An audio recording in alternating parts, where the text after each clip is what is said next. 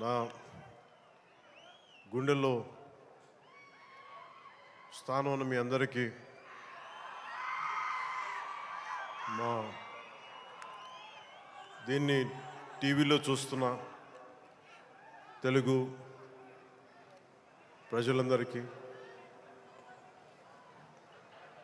మీ అందరికీ నా హృదయపూర్వక నమస్కారం.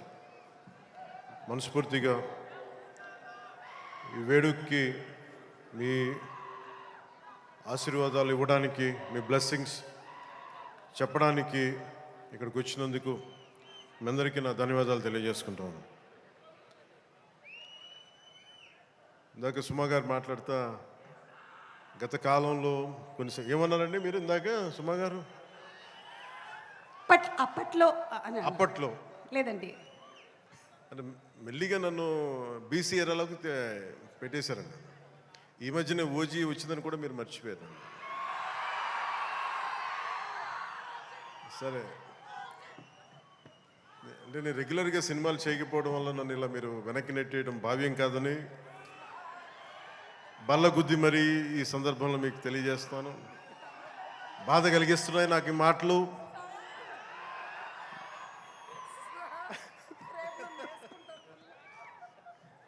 సరదాగా సినిమా నాకు చాలా ఇష్టమైంది.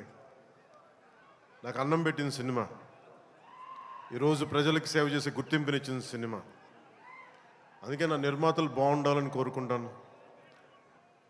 సినిమా కోసం ఉత్సాహంతో వచ్చే నా అభిమానులు ఆనందం కలగాలని కోరుకుంటాను. ఎప్పుడు సినిమా ఎలా ఆడాలి, ఎంత బాగా ఆడాలి నాకు తెలియదు. ఎప్పుడు సినిమా రిలీజ్ అయినప్పుడు కలెక్షన్స్ ఎంత ఇప్పుడు అడగలేదు, నాకు తెలియదు ఆ సంగతి. అలాగే నాకు ఏ సినిమా బాగుండాలని కోరుకుంటాను. నేను ఎప్పుడు తెలుగు సినిమా, తమిళ సినిమా ఇలా చూడండి.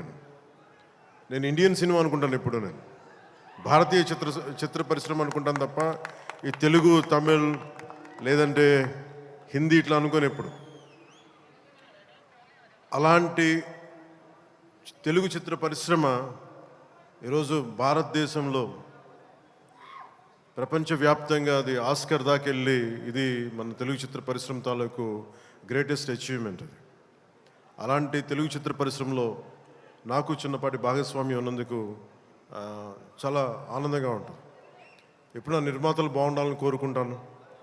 నా దర్శకులు, నా రైటర్స్, వాళ్ళు రాసిన కథని నేను ఎంత బాగా చేయాలని అనుక్షణం తపన పెడతాను. కానీ రిజల్ట్స్ ఎప్పుడు మన చేతిలో ఉండవు.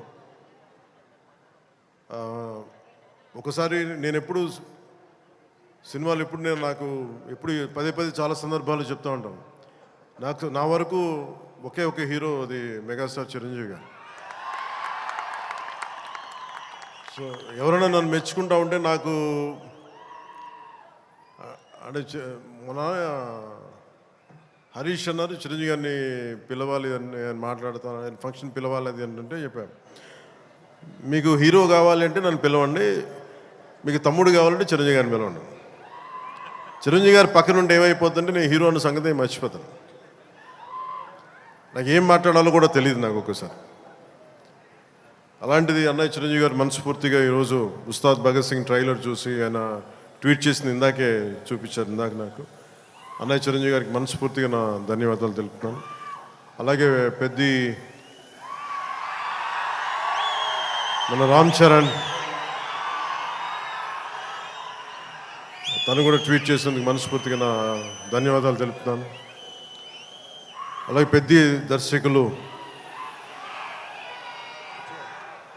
బుచ్చిబాబు గారు, పిఠాపురం నివాసి, సో వారికి కూడా మనస్ఫూర్తిగా నా ధన్యవాదాలు తెలుపుతాను. సినిమా స్టార్ట్ చేసేటప్పుడు ఎప్పుడు కూడా చాలా అద్భుతంగా రావాలి, 10 మందికి డబ్బులు రావాలని ప్రయత్నం చేస్తూ ఉంటాం. స్టార్ట్ చేసే ప్రాసెస్లో చాలా అడ్డంకులు ఎదుర్కొంటాం, చాలా ఇబ్బందులు ఎదుర్కొంటాం, చాలా కష్టాలు ఎదుర్కొంటాం. ఒకసారి సినిమా విజయం సాధించి కొంచెం అడ్డు అందరికి ఇబ్బందిగా ఉంది, కొంచెం మీరు దయచేసి పక్కన కొంచెం నుంచున్నాడు, కొంచెం పక్కన సినిమా విజయం సాధించాలని అందరం పనిచేస్తాం. ఈ ప్రాసెస్లో చాలా ఒడిదుడుకులు ఎదుర్కొంటాం. ఒడిదుడుకుల్ని తట్టుకొని ఒక సినిమాని అనుకున్నది అనుకున్నట్టుగా తీసి విజయం సాధించడం చాలా చాలా చాలా కష్టమైంది. నిద్రలు ఉండవు. అందరం మా ఎవరి పట్టుకోడి కోసమే పనిచేస్తాం. ఇది ఎవరిని ఉద్ధరించడానికి సినిమాలు చేయం, కానీ మా పని, మాకు ఇష్టమైన పని, మాకు ఉపాధినిచ్చే, మాకు తిండి పెట్టేది ఇది. సో ఎవరం కూడా సినిమా పోవాలని ఎవరు, ఏ హీరో కాదు, ఏ హీరో కూడా ఎవరు చేయరు. అందరూ బాగుండాలని చేస్తారు, కానీ అన్నిసార్లు పరిస్థితులు అనుకూలించు. నాకు ఈ సినిమా ప్రారంభించినప్పుడు హరీష్ శంకర్ని దర్శకులుగా మన రవి గారు తీసుకొచ్చినప్పుడు గబ్బర్ సింగ్ తర్వాత మేము చేయలేకపోయాం. మేము కూర్చొని సినిమా లేట్ అయింది. ఇందాక తను చెప్పిన రీజన్స్ కూడా నేను ఒకసారి దర్శకుడు నమ్మానంటే నేను నమ్మేస్తాను. సినిమా ఇంకా ఎలా వస్తుందో నాకు తెలియదు, కానీ చాలా బ్లైండ్గా నమ్మేస్తాను. ఏం చేయమంటే చేస్తాను. సో తను అనుకున్న ఒక కథను తీసుకొచ్చారు. దాన్ని పూర్తి స్థాయిలో ముందుకు వెళ్ళలేకపోయాం. చిన్న కథ మారింది, మధ్యలో కోవిడ్ వచ్చింది. వీటన్నిటి మధ్య పాలిటిక్స్కి వెళ్ళాం. పాలిటిక్స్లో ఇప్పుడున్న పదవిని బాధ్యతలు తీసుకోవటం వల్ల వీటన్నిటి మధ్య ఎలా డేట్స్ ఇవ్వాలి ఎన్ని కూర్చోబెట్టి నాకున్న ఈ విధులకి ఇబ్బంది కలగకుండా ఎలా చేయాలనేది రాత్రి పగలు కూర్చొని చాలా తక్కువ టైంలో చేశాను. ఈ సినిమా చూసిన తర్వాత నాకు ఒకటేమనిపించిందంటే, 48 రోజులు చేసావా హరీష్? ఒక 40-45 రోజుల్లోనే సినిమా ఫినిష్ చేశాను. మేజర్ సినిమా అంతా. అది కూడా కరెక్ట్గా చెప్పాలంటే రోజుకి నేను పొద్దున ఒక 2-3 గంటలు, సాయంత్రం ఒక 3 గంటలలో పనిచేశాను. కొన్నిసార్లు 5-6 గంటలు. అంటే నిజంగా ప్లాన్ చేస్తే నాకు సినిమాలు చేయొచ్చు అనే భరోసా ఇచ్చింది ఉస్తాద్ భగత్ సింగ్. తను హరీష్ అంత బాగా ప్లాన్ చేశాడు. అంటే ఒక దర్శకుడు చాలా బాగా చెయ్యాలి అంటే ఒక మైత్రి మూవీ మేకర్ సక్సెస్, వాళ్ళు తీస్తున్న వరుస విజయాలు కావచ్చు, పుష్ప కావచ్చు, రేపొద్దున్న పెద్ది కావచ్చు, అంతకుముందు తీసిన దూకుడు కూడా మీదే కదా, జనతా గ్యారేజ్ కానీ, శ్రీమంతుడు కానీ, సినిమాలు అంటే ఒక నిర్మాణ సంస్థకి ఇన్ని విజయాలు ఎందుకు వస్తాయి? అది కాకతాళీయంగానో చాలా యాక్సిడెంట్గా జరగవు. They must be great thought behind it, great effort behind it.